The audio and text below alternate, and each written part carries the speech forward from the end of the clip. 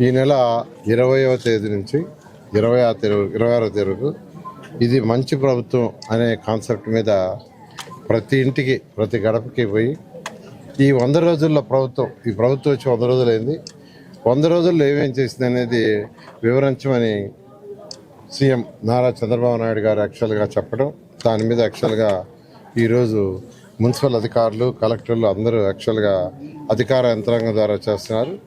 దాంట్లో పార్టీ ఎవరైతే ఉండారో అటు జనసేన కావచ్చు, బీజేపీ కావచ్చు, తెలుగుదేశం నాయకులు కూడా ఎవరైతే ఉండారో వాళ్ళందరూ కూడా దీంట్లో యాక్చువల్గా పార్టిసిపేట్ చేస్తున్నారు. ఇక్కడ ఒకటే, గత ప్రభుత్వానికి తేడా ఎక్కడికి పోయినా వాళ్ళే చెప్తున్నారు ప్రజలు. అంతకుముందు భయంగా ఉండేది సార్, అసలు భయం ఎప్పుడు ఎవరిని అరెస్ట్ చేస్తారు, ఎప్పుడు ఎవరిని స్టేషన్ తీసుకుపోతారో, ఎప్పుడు ఎవరిని జైలు వేస్తారనే ఒక తెలియని భయం ఉండింది ప్రతి ఇంట్లో. అంటే ఒక చిన్న ఎంప్లాయ్ కానీ, పెద్ద ఎంప్లాయ్ కానీ, చిన్న వ్యాపారస్తుడు కానీ, పెద్ద వ్యాపారస్తుడు, ఆ భయం అనేది పోయిందని ఎక్కడికి పోయినా ఎక్స్ప్రెస్ చేస్తున్నారు.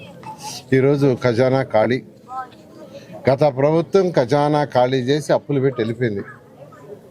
దాదాపు 10,50,000 కోట్ల రూపాయలు యాక్చువల్గా ఖజానాని అప్పులు పెట్టిపోయింది. దానికి వడ్డీలు కట్టాలి ఈ ప్రభుత్వం. అట్ ది సేమ్ టైం ప్రజలకు ఇచ్చిన మాటలు నిలబెట్టుకోవాలా, ఏదైతే ప్రజలకు ఎలక్షన్ ముందు ఇచ్చామో అది నిలబెట్టుకోవాలి. ఈరోజు ముఖ్యమంత్రి గారు ఎన్డీఏ ప్రభుత్వంలో ఉంది ప్రభుత్వం, అటు బీజేపీ అండ్ జనసేన, తెలుగుదేశం కలిసి యాక్చువల్గా ఈరోజు ఈ రాష్ట్రంలో ప్రభుత్వాన్ని నడుపుతున్నారు. దాంట్లో కేంద్రంతో కూడా ముఖ్యమంత్రి మాట్లాడుతున్నారు. ఈ 100 రోజుల్లో ఖజానాలో డబ్బులు లేకపోయినా ఇచ్చిన మాట నిలబెట్టుకోవాలని ముఖ్యమంత్రి గారు మొదట మెగా డిఎస్సీని అనౌన్స్ చేశారు. 16,437 ఉద్యోగాలకి యాక్చువల్గా మెగా డిఎస్సీని గత 5 సంవత్సరాలు ఎప్పుడు లేదు. ఎందుకంటే ఎంతోమంది తల్లిదండ్రులు కోరుకునేది వాళ్ళ పిల్లడికి ఉద్యోగం కావాలని. అందుకని ఫస్ట్ ఏదైతే మాట ఇచ్చారో ఆ మెగా డిఎస్సీని అనౌన్స్ చేయడం జరిగింది. అదేవిధంగా పింఛన్లు, గత ప్రభుత్వం పింఛన్లు ఇస్తానని సంవత్సరానికి 250 రూపాయలు పెంచింది. అదే చంద్రబాబు నాయుడు రాగానే 1000 రూపాయలు చేశారు. పెన్షన్ 4,000 రూపాయలు చేశారు. అంతేకాకుండా 3 నెలలు అరియర్స్ కూడా ఇస్తానని మొదటి నెలలో 7,000 రూపాయలు ఇచ్చారు.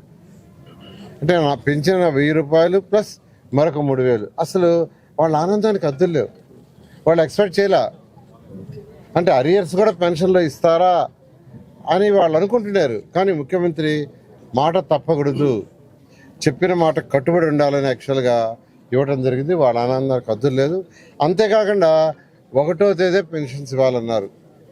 ఒకవేళ 1వ తేదీ ఆదివారం కానీ ఏదైనా ఫెస్టివల్ వస్తే ముందు రోజు ఇవ్వన్నారు. గత నెలలో 31వ తేదీ ఇచ్చాం.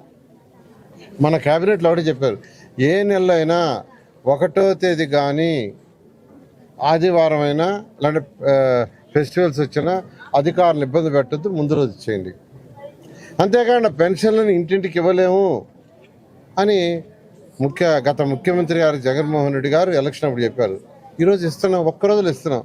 46-47% పెన్షన్స్ ఈ రాష్ట్రంలో ఒకే ఒక రోజు ఈరోజు కంప్లీట్ చేస్తున్నారు. సచివాలయ సిబ్బంది ఉంది, బ్రహ్మాండంగా చేస్తున్నారు. మున్సిపల్ సిబ్బంది ఉంది, పంచాయతీ సిబ్బంది ఉంది, రెవెన్యూ సిబ్బంది ఉంది. వాళ్ళందరూ ఒకే ఒక రోజులో. అదేవిధంగా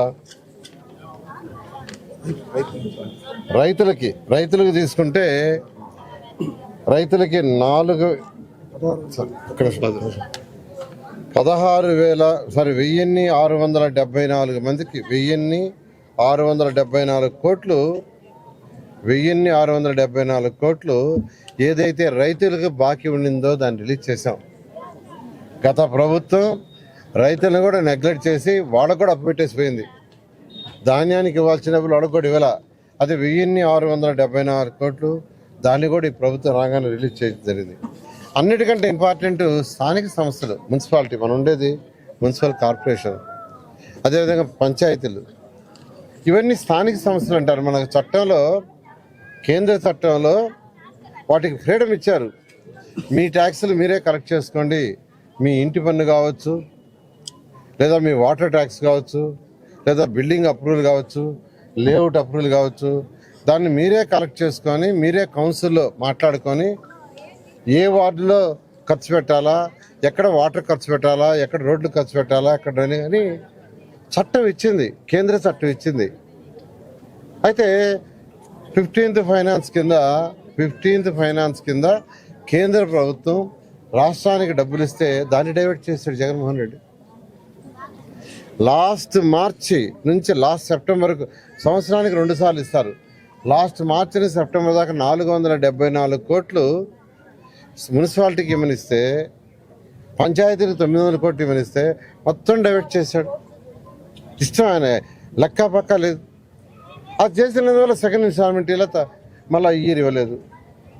మా ప్రభుత్వం రాగానే ముఖ్యమంత్రి గారు వెంటనే 474 కోట్లు మున్సిపాలిటీస్కి, 900 కోట్లు పంచాయతీలకి ఇవ్వటం జరిగింది. ఇచ్చిన వెంటనే కేంద్ర ప్రభుత్వం మళ్ళీ నిన్నే వచ్చింది 300 కోట్లు మున్సిపాలిటీస్కి 300 కోట్లు వచ్చింది. అదేవిధంగా పంచాయతీలకు వచ్చినాయి. వీటిలో 75% ఖర్చు పెడితే, అంటే లాస్ట్ ఇయర్ జగన్మోహన్ రెడ్డి ఇవ్వాల్సింది ఏదైతే ఇప్పుడు ముఖ్యమంత్రి గారు ఇచ్చారో, కేంద్రానికి తెప్పించి ఇచ్చారో, దాంట్లో 75% ఖర్చు పెడితే మళ్ళీ ఈ మున్సిపాలిటీస్కి 500 కోట్లు వస్తాయి. ఈరోజు ఈ ప్రభుత్వం చేస్తాం. అది పరిపాలన అంటే ఏ డిపార్ట్మెంట్కి చేయాల్సిన పనులు అవి చేయాలి. అన్నీ తీసిపోయి ఒక దగ్గర వేసేసి వాళ్ళు ఇష్టం వచ్చినట్టు ఖర్చు పెట్టుకోవటం కాదు. స్థానిక సంస్థలు ఎలా బతుకుతాయి? రోడ్లు వేయాలా, డ్రైన్స్ వేయాలా, ఇవి చేయాలంటే డబ్బులు ఉండాలా. కలెక్ట్ చేసిన డబ్బులన్నీ CFMSలో పెట్టుకుని ఖర్చు పెట్టేశారు. కేంద్ర ప్రభుత్వం ఇచ్చిన డబ్బులు చూస్తే అవి డైవర్ట్ చేశారు. ఎలా చేస్తారు?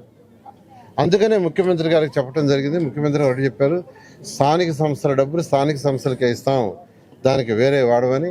ఈరోజు ఆ విధంగా మొన్న ఈ మధ్య 454 కోట్లు ఇస్తే అసలు మున్సిపాలిటీలో కౌన్సిలర్స్ వెరీ హ్యాపీ.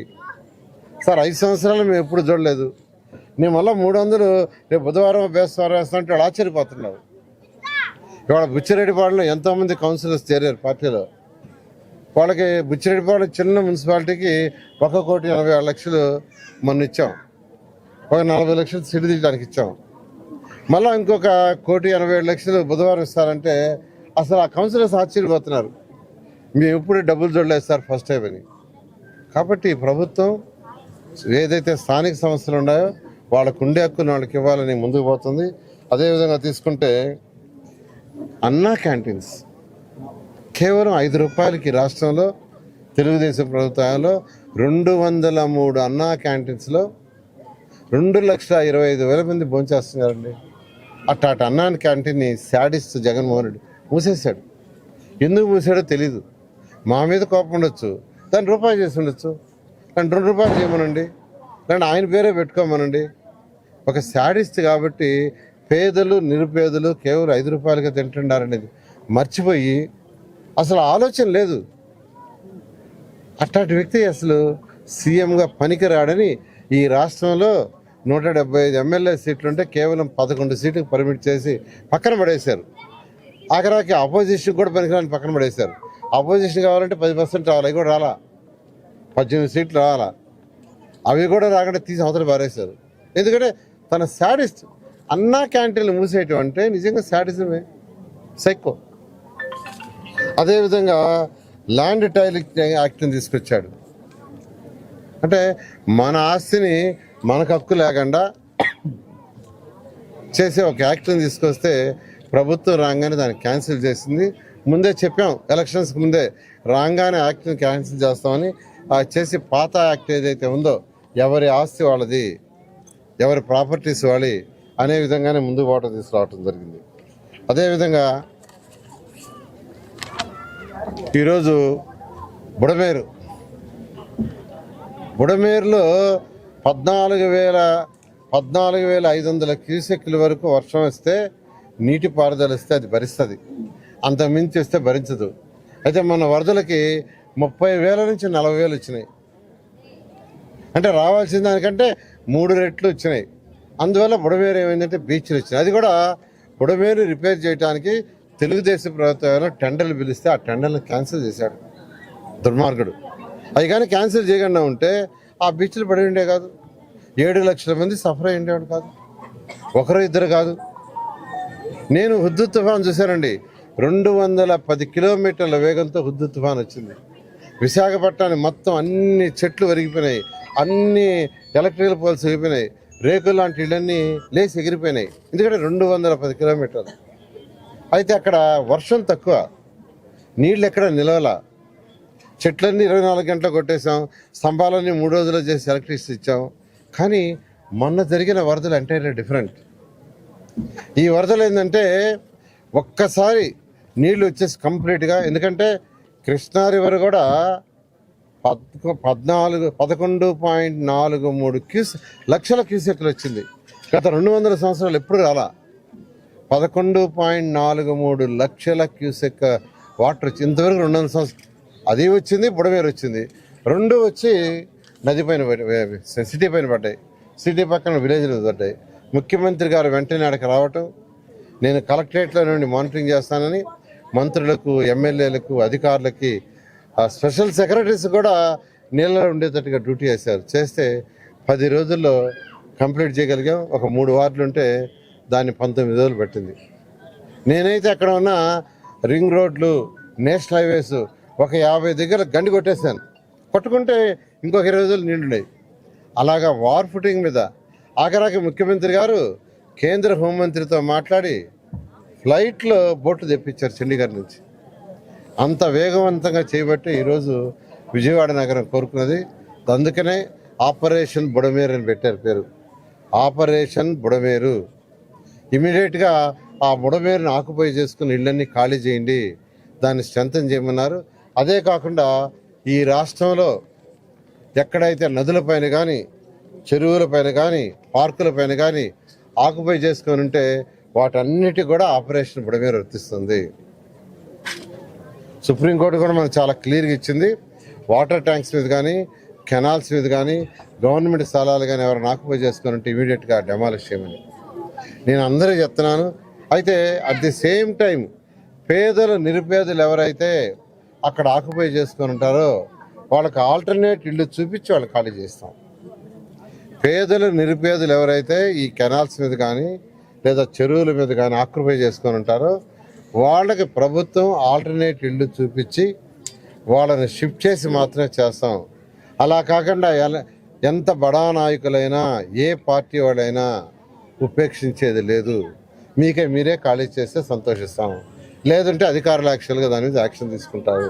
అందువల్ల నేను అందరిని రిక్వెస్ట్ చేస్తున్నా, నెల్లూరులో కూడా ఈ సమస్య ఉంది. 2015లో నెల్లూరులో ఇదే విధంగా వచ్చినాయి. ఒకేసారి మన స్వర్ణాల చెరువు పైన హై రైన్ వచ్చింది, ఒకేసారి పోరింగ్ అప్పుడప్పుడు వస్తాయి. రాగానే స్వర్ణాల చెరువు పొంగిపోయి సిటీ మీద పడింది. సిటీలో 50% సిటీ మునిగిపోయింది. ఫస్ట్ ఫ్లోర్ కూడా నీళ్ళు వచ్చినాయి. ఆ రోజు చంద్రబాబు నాయుడు గారు ముఖ్యమంత్రిగా ఉండి 4 రోజులు ఇక్కడే ఉన్నారు. 4 రోజులు పోలీస్ ఆఫీస్లోనే ఉండి యాక్చువల్గా చేశారు. కాబట్టి ఫ్యూచర్లో ఇలాంటివి జరగకూడదు, ఇబ్బంది పడకూడదని ఆపరేషన్ బుడమేరు స్టార్ట్ చేస్తున్నాం. నేను అందరిని రిక్వెస్ట్ చేస్తున్నా, మీరే ఖాళీ చేయాల్సిందిగా రిక్వెస్ట్ చేస్తున్నాను. Okay, thank you.